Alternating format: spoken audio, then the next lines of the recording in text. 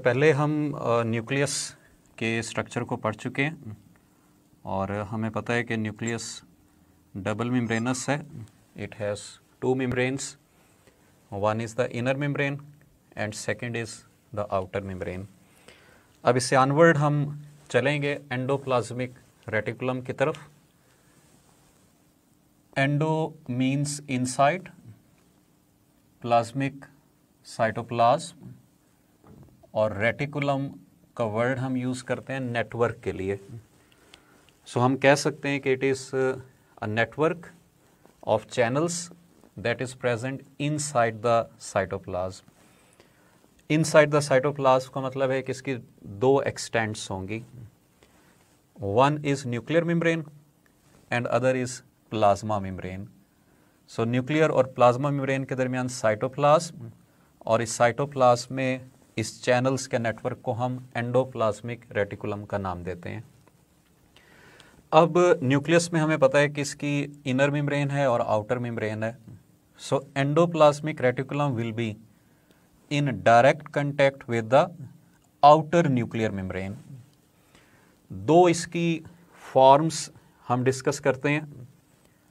One is rough endoplasmic reticulum. इसको RER इसलिए कहते हैं because it has rough surface. और ये रफ सरफेस क्यों है? Due to presence of ribosomes. So the type of endoplasmic reticulum with attached ribosomes is called rough endoplasmic reticulum. और ribosomes की प्रेजेंस की वजह से हम कह सकते हैं कि it has role in protein synthesis. So RER is involved in protein synthesis, its storage and its transportation. So protein की सिंथेसिस, प्रोटीन्स की स्टोरेज और इसकी ट्रांसपोर्टेशन ये RER के साथ एसोसिएटेड है.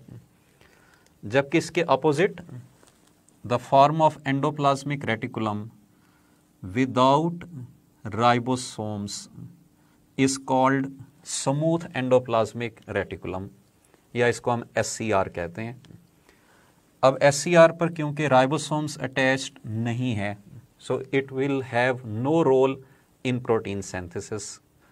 इसके अलावा इसके क्या फंक्शंस हैं उसको हम देख लेते हैं. It is involved in detoxification of harmful drugs. Like liver cells में जो ड्रग्स की डिटॉक्सिफिकेशन है, अल्कोहल की डिटॉक्सिफिकेशन है, उसके अंदर SCR का रोल होता है.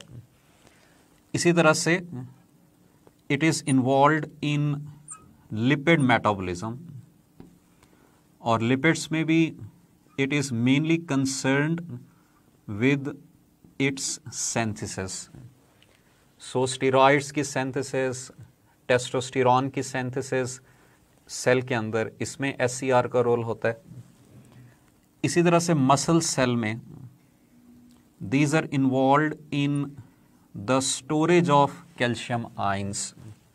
कैल्शियम आयंस का स्टोरेज, और इन्हीं कैल्शियम आयंस का रोल होता है नर्व इम्पल्स की कंडक्शन के अंदर. So SCR in neuron cells and in muscle cells are involved in the conduction of nerve impulse. So ये स्पेसिफिक फंक्शंस हमारे सामने आ गए कि RER कौन से फंक्शंस परफॉर्म कर रहा है और SCR कौन से फंक्शंस परफॉर्म कर रहा है. इनके स्ट्रक्चर को अगर हम डिस्कस करें तो जैसे हमने पहले पढ़ा है कि it is network of channels. These are single membrane bounded organelles, और इनकी मेम्ब्रेन्स को हम कहते हैं सिस्टर्नल मेम्ब्रेन्स. और इसीलिए एंडोप्लाज्मिक रेटिकुलम के बारे में हम कह सकते हैं कि these are made up of cisternae.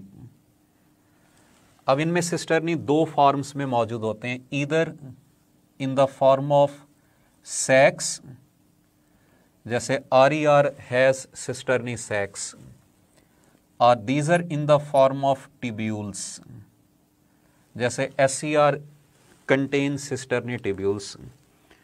कुछ फंक्शंस आपने याद रखने जो ये दोनों कंबाइंड फॉर्म में परफॉर्म करते हैं। ये हमने इंडिविजुअल फंक्शंस इनके पढ़े थे, इनके कंबाइंड फंक्शंस को अगर देख लें तो they have role in providing mechanical support to the cell.